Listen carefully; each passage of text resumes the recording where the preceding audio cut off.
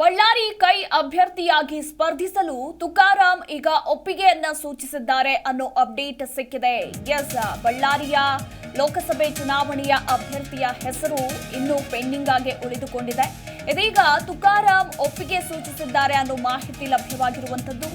ಗಣಿನಾಡಿನಲ್ಲಿ Sriramulu versus Tukaram ಸ್ಪರ್ಧೆ ಬಹುತೇಕ fix ಎನ್ನುವ ಮಾತುಗಳು ಕೂಡ ಕೇಳಿ ಬರ್ತಿರುವಂತದ್ದು. ಇತ್ತೀಚೆಗೆ ಸಿಎಂ ನೇತೃತ್ವದ ಸಭೆಯಲ್ಲಿ ತುಕಾರಾಂ ಒಪ್ಪಿಗೆ ಸೂಚಿಸಿದ್ದಾರೆ. ಸತತ 4 ಸಲ ಸಂಡೂರಿನಿಂದ ಸ್ಪರ್ಧಿಸಿ ಶಾಸಕರಾಗಿದ್ರು ತುಕಾರಾಂ.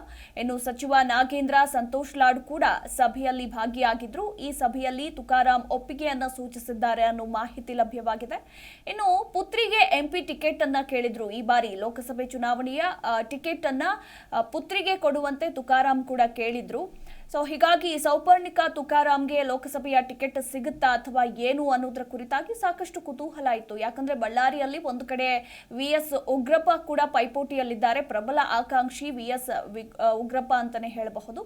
ಹೀಗಾಗಿ ಒಂದು ರೀತಿ ಕಗ್ಗಂಟಾಗಿಯೇ ಉಳಿದುಕೊಂಡಿದೆ ಬಳ್ಳಾರಿಯ ಲೋಕಸಭೆ ಅಭ್ಯರ್ಥಿ ಯಾರಾಗಲಿದ್ದಾರೆ.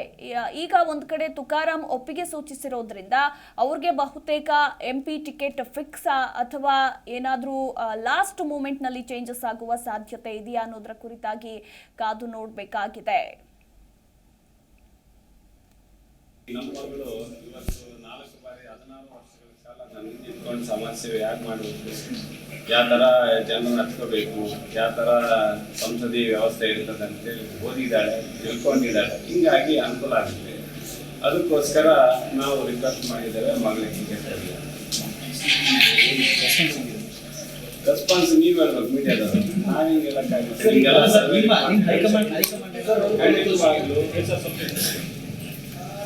ಜನ ನಮ್ಮ ಮೇಲೆ ಅಂದ್ರೆ ಕಾಂಗ್ರೆಸ್ ಮೇಲೆ ವಿಶ್ವಾಸ ಇದೆ. ನಾವೆಲ್ಲ ಒಂದು 5 ಗ್ಯಾರಂಟಿ ಕೊಟ್ಟಿದ್ದೇವೆ. ಸ್ವಾತಂತ್ರ್ಯ ನಂತರ ದಿನಗಳಲ್ಲಿ ಈ ಕಡೆ ನಾವೇನು ಆಡಳಿತ ಮಾಡಿದ್ವಿ ದೇಶದಲ್ಲಿ ರಾಜ್ಯದಲ್ಲಿ ನುಡಿದಂತೆ ನಡ್ಕೊಂಡಿದ್ದೀವಿ. ಇವತ್ತು ಸಿದ್ದರಾಮಯ್ಯ ಸಾಹೇಬರು ಮುಖ್ಯಮಂತ್ರಿ ಆಗಿದ್ದಾರೆ, ಜೊತೆಗೆ ಉಪಮುಖ್ಯಮಂತ್ರಿ ಸಾಹೇಬರು ಆಗಿದ್ದಾರೆ. ಹಿಂಗಾಗಿ ಸಂಸದೀಯ ನಮ್ದು ಕಂಪ್ಲೀಟ್ ಆಗಿ ಸಂಪುಟ ಸಚಿವರೆಲ್ಲರೂ ಒಳ್ಳೆ ಕೆಲಸ ಮಾಡ್ತಾ ಇದ್ದಾರೆ. ಹೀಗಾಗಿ ಒಳ್ಳೆ ರೆಸ್ಪಾನ್ಸ್ ಇದೆ ಕರ್ನಾಟಕದಲ್ಲಿ.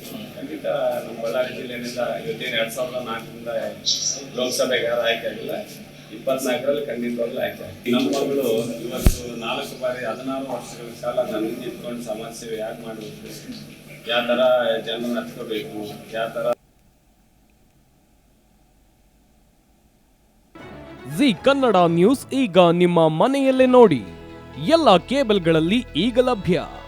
ಸನ್ Direct 292, Jio TV 1334, U Digital 162, City Cable 51, GTPL 17, Abhishek cables 821, rock line telecommunication 51, Shri Basaveshwara number 60, Vinayaka digital number 53, in digital number 896ರಲ್ಲಿ.